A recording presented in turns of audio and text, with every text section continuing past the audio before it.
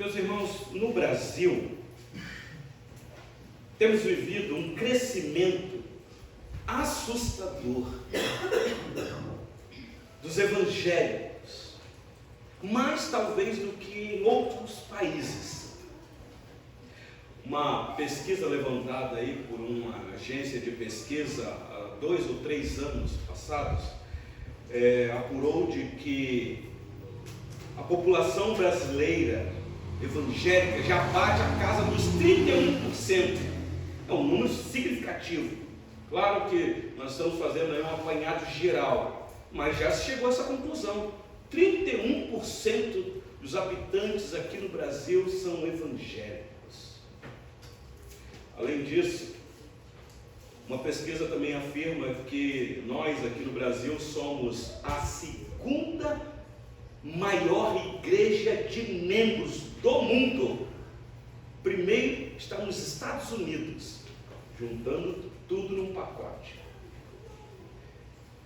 Mas, meus irmãos, nós sabemos que a história nos mostra que aqui no Brasil já houve tempos difíceis de ser cristão, de ser evangélico, de professar a nossa fé. Nós sabemos disso, quando lemos a história. Já fomos perseguidos, literalmente, já fomos discriminados, famílias com o cerceamento da sua liberdade. Isso nos idos do século XIX, quem conhece um pouquinho de história aí, ou no meado do século XIX, quando o catolicismo era totalmente predominante aqui nesta terra. A fé evangélica, para chegar nesta nação, chegou debaixo de muito sofrimento. Mas, nos nossos dias, meus irmãos, o país é um estado laico. Louvado seja Deus por isso. Temos liberdade. Estamos aqui reunidos neste local, protegido por lei. Temos leis que nos asseguram o local de culto, porque o país é laico. Então, hoje, somos quase 1/3 da população brasileira como cristãos. Esta é a pesquisa. Mas a pergunta que eu gostaria de tentar de responder no decorrer da mensagem é, meus irmãos, como é que está a imagem da igreja evangélica no Brasil? Como é que nós somos vistos? Somos um povo que conseguimos influenciar a sociedade para uma vida, ou para vivermos aqui uma vida mansa e tranquila, como disse Paulo a Timóteo, para orar pelas autoridades, para que venham esse tempo? Ouvindo o pastor aqui falar antes do início do culto sobre o dever de orar pelas autoridades, pelo tempo difícil que possivelmente estamos para viver. Meus irmãos, como é que está? Será que a nossa liberdade está em jogo mesmo? Estamos perdendo? O que é que está por vir? Como a sociedade brasileira nos vê como cristãos? Somos respeitados? Temos bons testemunhos? Ou temos dado bom testemunho? Como é que são os nossos irmãos que se envolvem na política? Que tipo de testemunho eles têm dado, meus irmãos? Se você responder negativamente, o que fazer para mudar esse quadro? Qual deve ser a nossa atitude? Então nós vamos tentar aqui dar uma resposta com esses pequenos versículos que eu acabei de ler aqui do Sermão do Monte. Meus irmãos, o ministério terreno do Senhor Jesus incluía ensino bem prático, pregação do reino de Deus e, óbvio, ele curava as pessoas. Todos que vinham até ele eram curados. Onde quer que o Senhor Jesus fosse, ele atraía sempre grandes multidões. Temos os registros. Ele era considerado quase que um santo milagreiro. Onde ele botava o pé, a multidão ia atrás dele, porque sabia que ia comer, sabia que ia ser assistido, se tivesse alguma enfermidade, um milagre poderia acontecer. Então, a multidão ia atrás do Senhor Jesus. Uns iam para receber a cura, muitos iam para zombar dele, meus irmãos, para escarnecer dele, para duvidar se realmente ele era alguém da parte de Deus verdadeiramente. Mas alguns, talvez poucos, iam atrás dele em busca da verdade. Porque só ele tem palavra de vida eterna. Como ele disse uma vez para Pedro, se queria ir embora junto com os apóstolos também, depois das pessoas criticarem que o sermão dele era muito duro, porque era difícil as pessoas ouvirem. Ele disse para Pedro: se vocês também quiserem ir embora, pode ir. E Pedro declara diante dos outros apóstolos, dizendo: Senhor, para onde iremos nós? Só tu tens, é dura a palavra, mas só tu tens palavras de vida. Então é esta palavra que traz vida para o nosso coração. Então o Sermão do Monte, o Senhor Jesus proclama aqui, meus irmãos, um padrão de vida totalmente oposto aos padrões dos seus dias. Por isso que as pessoas achavam que era duro ouvir o discurso dele. E este sermão não é só um padrão oposto aos padrões vividos daquela época, como também hoje, se nós analisarmos. Pregar esse sermão aqui no contexto do século 21, aqui no Brasil, vai na contramão, com toda certeza, porque nós estamos acostumados a viver desta maneira que o sermão aqui apresenta. Ele nos ensina, meus irmãos, que a verdadeira religião é uma questão de coração ou mente transformado, totalmente transformado. Porque me parece que aqui está o segredo, a chave para um comportamento correto diante de Deus. Transformação de pensamento, como Paulo disse aos Romanos: não vos conformeis com este século, mas transformai-vos pela renovação da vossa mente. Mudança de pensamento, no grego, metanoia, como dizem os estudiosos. Então o Sermão do Monte é uma lista de atitudes, é enquadrando os seus ouvintes, é instruindo os seus ouvintes, é as beatitudes que os ouvintes deveriam abraçar. Pessoas piedosas que marcam um verdadeiro cristianismo na terra e assegura a sua verdadeira felicidade, é apresentado aqui.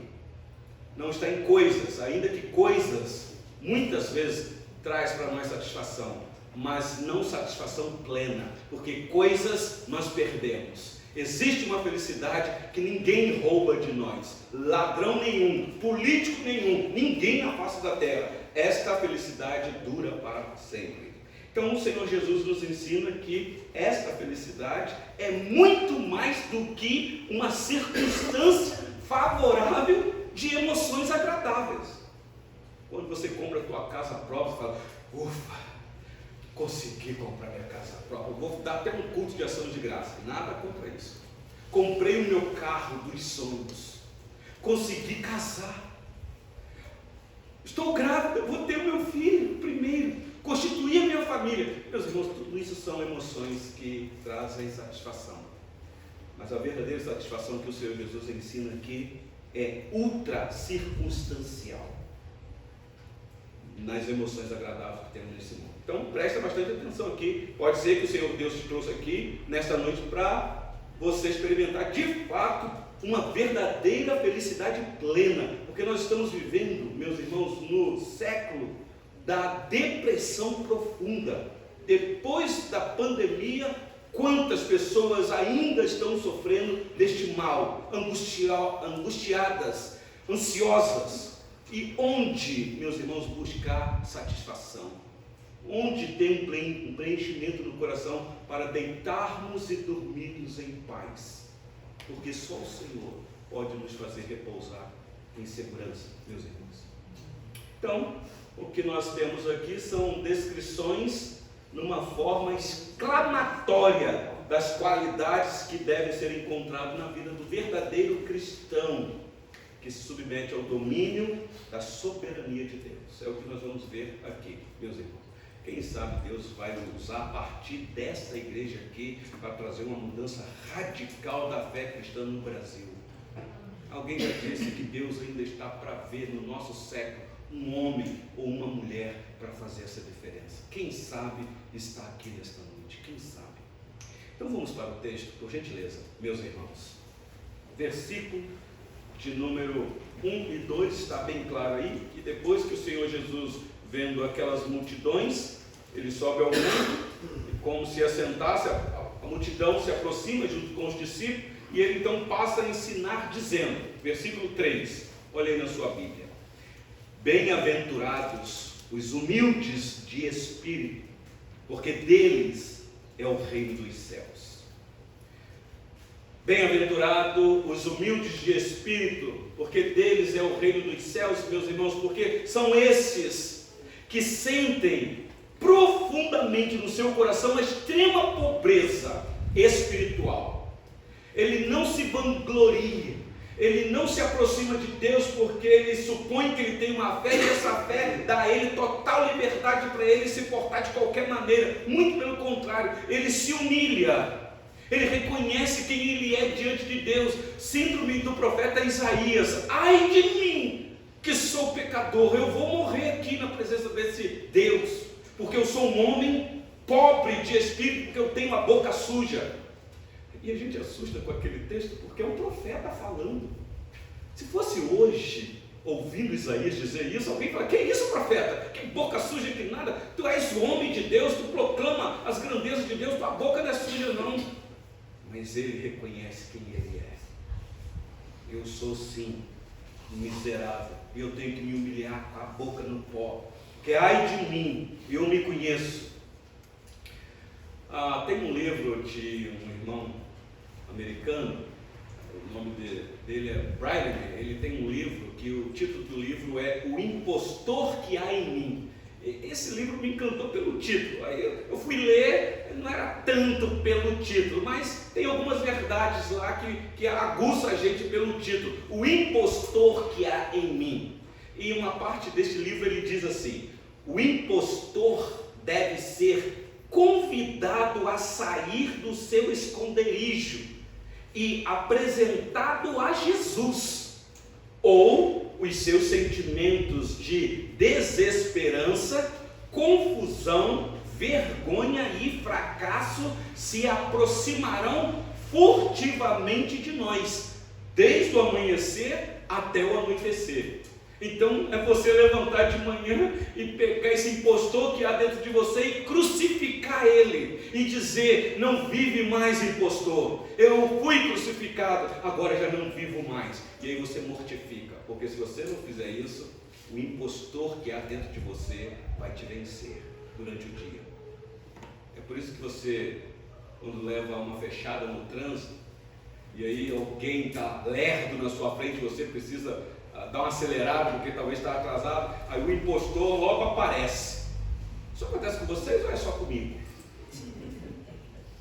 Então, meus irmãos, os humildes de espírito reconhecem serem pobres, tão pobres que não podem oferecer a Deus nada, se não for segundo a graça bendita do Senhor Deus, aquilo que vem dele mesmo. Eu não tenho nada para oferecer, nada. É Ele que me oferece. Eu chego diante dele com mãos vazias e Ele as enche para que eu ofereça a Ele aquilo que Ele mesmo me deu. Então, quem reconhece isso, sabe que precisa desesperadamente da ajuda de Deus todos os dias. Arrependimento, meus irmãos, não é só no culto, nós sabemos disso. O culto é um momento que você entra para adorar, como nós temos aqui a descrição, sair para servir, mas arrependimento é estado contínuo. A primeira tese de Lutero, quando ele afixou lá na porta da igreja, ele afixou 95, a primeira está lá, não sei se você já leu, que nós, os cristãos, devemos viver num estado impenitente, todo dia ou o dia todo. Porque, meus irmãos, nós pecamos muito mais do que imaginamos. Uma coisa é eu reconhecer que sou pecador, outra coisa é eu saber o quanto eu sou pecador. Eu poderia fazer uma pergunta aqui e dizer: você se considera um pecador? Eu tenho quase certeza que a maioria vai dizer: claro, pastor, quem é que não peca? Mas você sabe o quanto você é pecador? O quanto você peca? Você peca até dormindo. não for a graça de Deus? Pobre, miserável, pecador que sou, quem me salvará? Foi o grito que Paulo deu em Romanos capítulo 7. Então é total dependência de Deus, meus irmãos, aqui nesse momento.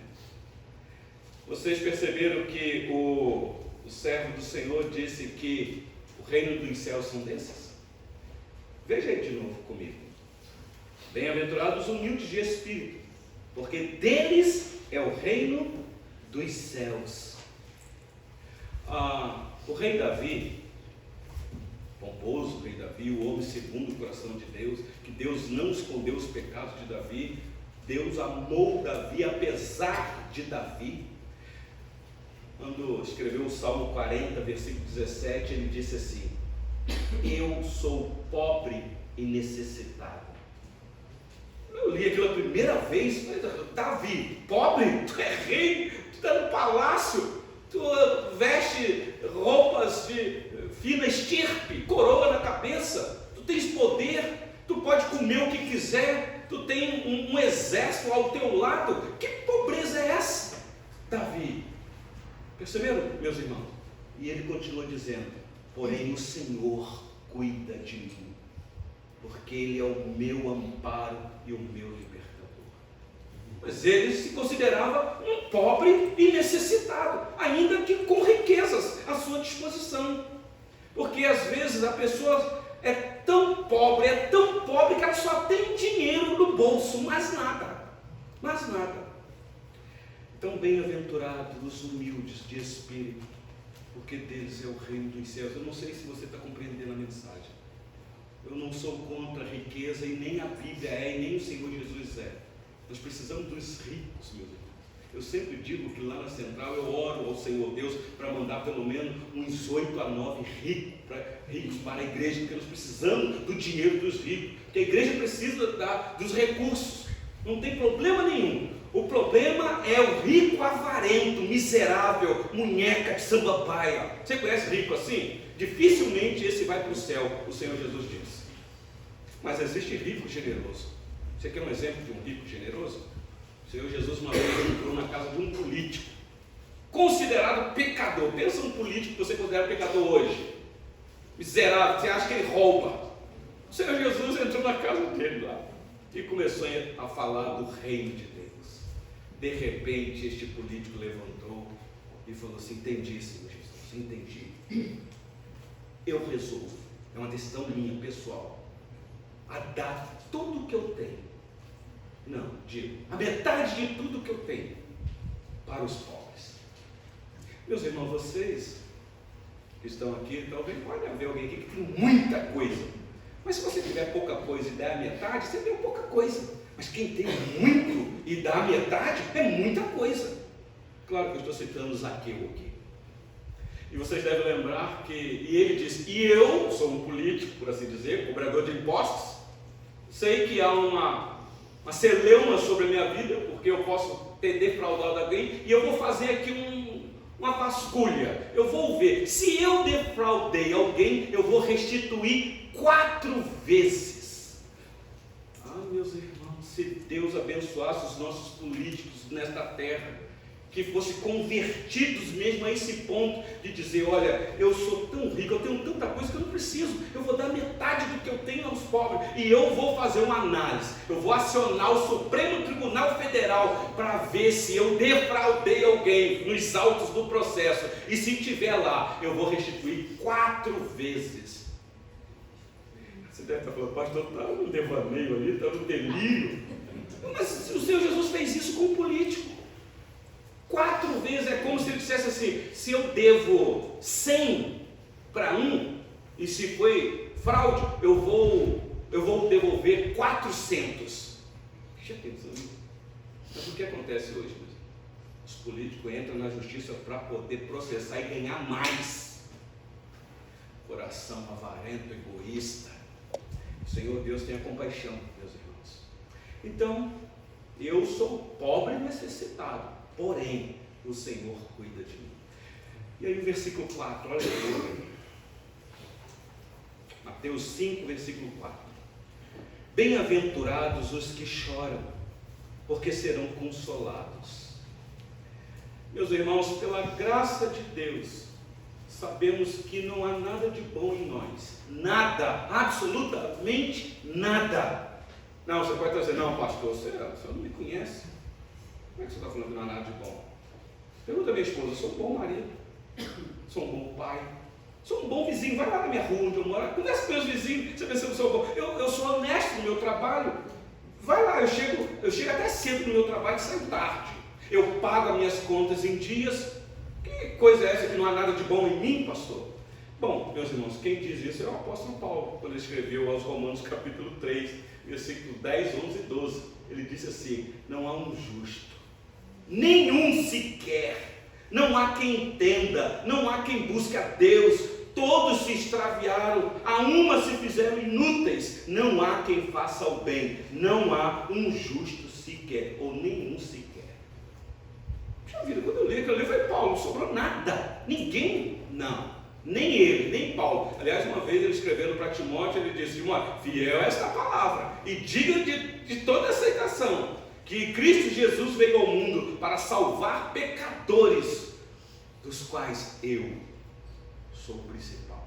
Paulo reconhecia que era pobre e necessitado, e não eram poucas vezes que ele chorava ao pé da cruz. Por isso o choro, por isso o choro. Uma vez eu participei, reverendo Gilmar, quando o saudoso Dr. Russell Shedd ainda estava vivo, numa palestra lá na 8ª. E o que me chamou a atenção foi o tema da palestra dele, eu ainda era seminarista. O tema da mensagem era geração de olhos secos. Eu quis lá ouvir, falei, o que é isso? E ele naquela simplicidade, já idoso, aquela fala mansa dele, Dr. Shedd, ele dizendo, nós estamos vivendo uma geração que nós não sabemos mais chorar por causa dos nossos pecados. Você pode ver isso na hora que teve um momento de confissão de pecado aqui. Você escutou algum gemido? Algum soluçar aqui? Às vezes, meus irmãos, nós confessamos nosso pecado até rindo. Nós não sabemos o que é quebrantamento, reconhecimento de que o meu pecado sangrou o meu Salvador até a morte. Se você quiser saber o quanto você é um miserável pecador, olhe para a cruz. E às vezes a gente até canta, né? Eu olho para a cruz e do seu sofrer participar. Às vezes nós só cantamos, meus irmãos, coração. Então, choro pelo pecado, que tão de pertinho nos atrai e nos seduz, meus irmãos. Devemos sim nos arrepender, pedindo perdão a Deus. Aí sim seremos consolados e confortados pelo próprio Deus. É o próprio Senhor que vem de uma maneira especial, no poder do Santo Espírito, nos convencendo do pecado, da justiça e do juízo, meus irmãos. Porque há uma felicidade nesses que choram, porque reconhecem que não são nada diante dele. Lembra volto para Davi, o Salmo 32, quando ele escreve depois que ele sentiu esse alívio de confessar o pecado dele, ele diz, bem-aventurado aquele cuja iniquidade é perdoado e cujo pecado é coberto. Talvez Davi poderia dizer, bem-aventurado é aquele que tem dinheiro, é aquele que é rei, é aquele que tem muitas mulheres, é aquele que tem fama. Não, ele diz que bem-aventurado é aquele que foi perdoado. Ele chora agora por gratidão, porque, Senhor, se o Senhor não me perdoar, eu sei o que me espera na eternidade. Conclusão desta mensagem, meus irmãos. O Senhor Jesus nos mostra aqui, presta atenção nesse detalhe, onde encontrar a verdadeira paz de espírito. Eu falo paz de espírito sem nenhum constrangimento, sossego na alma. Pensa, marido, você casado com uma mulher tem paz de espírito, mansa e tranquila. Pensa, esposa, você casado com um marido com paz no espírito, com palavra doce. Eu não estou falando de temperamento, todos nós temos o nosso jeitão de ser. Eu estou falando de você ser rendido, convencido pelo Espírito Santo. Você vai ser outra pessoa, nova criatura você é. Você vai ser um marido diferente, uma esposa diferente. Pensa os filhos aqui. rendidos aos pés do Senhor Jesus. Que tipo de filhos serão dentro de casa, nessa geração que estamos vivendo aí, de filhos rebeldes, que não obedecem, nem sabem obedecer os pais, nenhuma autoridade na rua? Olha isso daqui, meus irmãos, onde encontrar paz de espírito? O Senhor Jesus nos convida, meus irmãos, a cada dia a renunciar ao nosso eu e a carregar a sua cruz. Lembra que foi Ele mesmo que disse: e quem não toma a sua cruz e vem após mim, não é digno de mim. O que é carregar a cruz? Meus irmãos, a cruz é o símbolo de mortificação. Eu sei que na nossa cultura a gente coloca lá na igreja que eu pastorei, tem uma enorme na frente lá, o grande Gilmar sabe disso. Mas para um judeu isso aqui é escândalo. Jamais um judeu cristão no primeiro século colocaria uma cruz dentro da igreja dele, porque é símbolo de horror, de maldição. Maldito todo aquele que for pendurado no madeiro. Mas hoje nós sabemos que a cruz para nós é um símbolo de libertação. O contexto mudou, então não tem problema colocar a cruz, então eu não estou criticando. Isso saiu pela tangente aqui. Mas a cruz, meus irmãos, é símbolo de mortificação. Você tomar a sua cruz é você morrer todo dia e Jesus viver em você, Cristo viver em você, e você já nem vive mais. Então Ele nos convida nesta noite: venha e tome a sua cruz e siga. Meus irmãos, devemos aprender que este mundo é um caminho para algo mais. Não é só para você comer, beber, vestir, se divertir. Este mundo, esta nossa vida, é para algo a mais, meus irmãos. Não é um lugar onde devemos descansar, ter uma boa aposentadoria. Ah, alma, agora chegamos num estado, come, bebe, regala-te por muitos anos, alma. Lembra daquele homem que achou que a vida dele ia só aqui? O Senhor Jesus disse: louco, esta noite pedirão a tua alma. O que tens preparado, para quem será? Então, não descanse, não descanse, porque a verdadeira vida não se encontra no descanso aqui. Por isso nós sofremos, por isso a doença, por isso as contrariedades, por isso as perseguições. Ainda, reverendo Gilmar, que venha a perseguição, possamos perder a nossa liberdade, mas isso aqui, meus irmãos, não é a nossa vida. Lembra dos 3 amigos de Daniel? Ó rei, fica sabendo que o nosso Deus é poderoso para nos livrar da fornalha. Se Ele quiser, Ele pode nos livrar. Agora, se não quiser, que vamos para a fornalha. Será que nós já chegamos a este nível, meus irmãos, de morrer, se preciso for, pela nossa fé?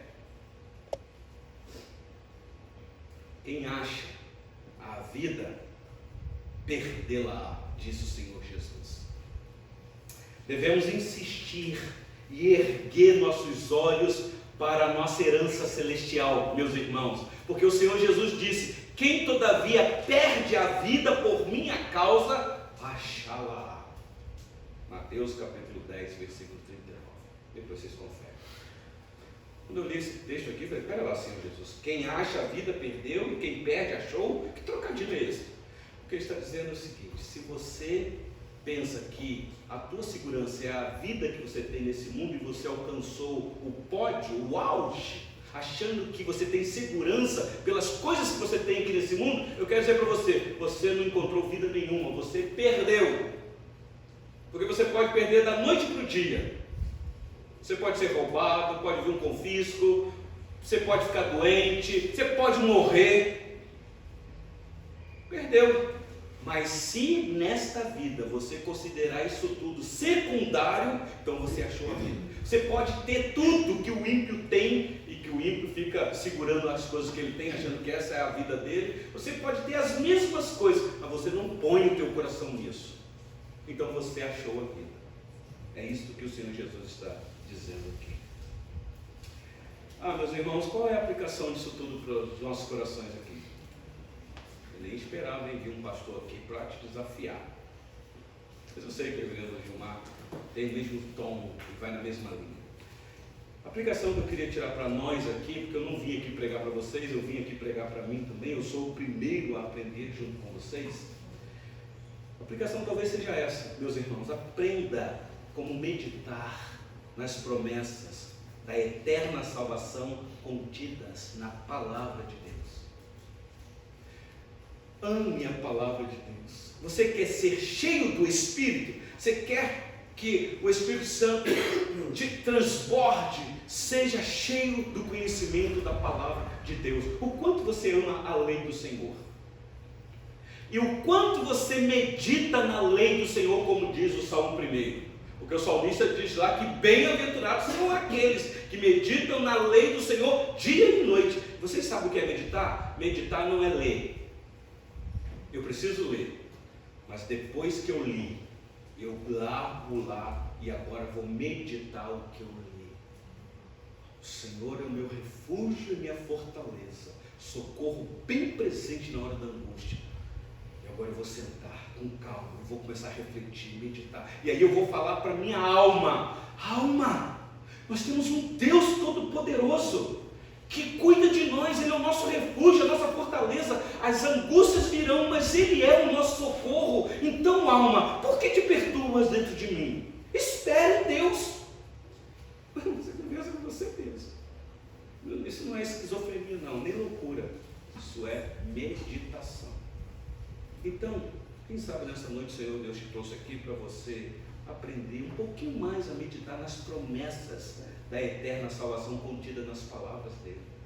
Porque aí você não vai ficar triste se perder liberdade neste mundo.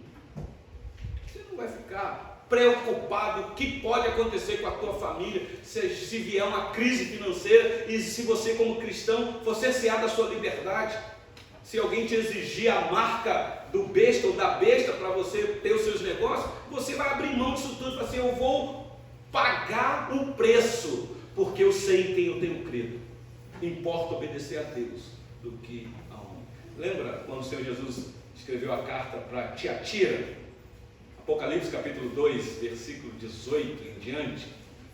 A crítica que o Senhor Jesus faz para aquela igreja é porque a igreja estava se envolvendo em negócios escusos da sociedade, dos comércios, porque a liberdade deles estava em jogo. Então, se não fizesse alguma coisa, uma maracutaia, o marido não conseguia trabalhar e ter o dinheiro para sustentar a sua família. Então, ele tinha que entrar no jogo daquilo que estava sendo proposto na sociedade. O Senhor Jesus manda uma palavra e diz: eu tenho contra ti, arrependa-te enquanto dá tempo. Porque eu sou o Deus que cura, mas eu sou o Deus da enfermidade também. Leia lá depois. Tem lá uma figura, por nome de Jezabel. A Jezabel lá é apenas uma figura. E o Senhor Deus está dizendo: fica tranquilo, porque eu vou prostrar ela de cama. Depois leiam com calma lá. Então, medite, meus irmãos, nas promessas. E, por último, as promessas de Deus são úteis para libertar do que é de mundano na nossa vida. Meus irmãos, nós estamos vivendo a era do mundanismo, do envolvimento das coisas desse mundo.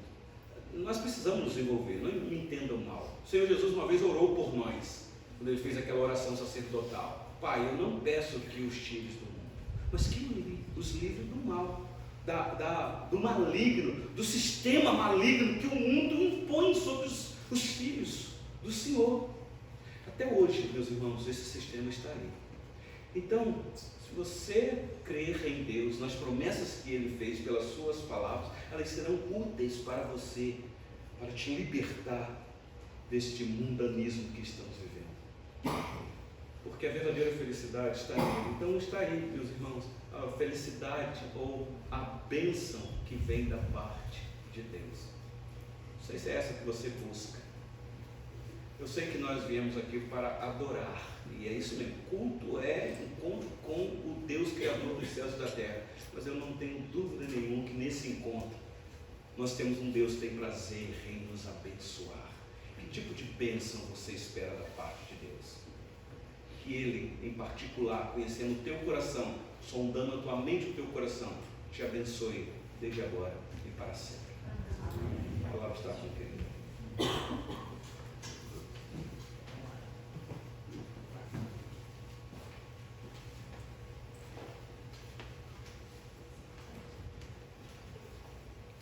Irmãos, nós vamos nos colocar sobre os pés.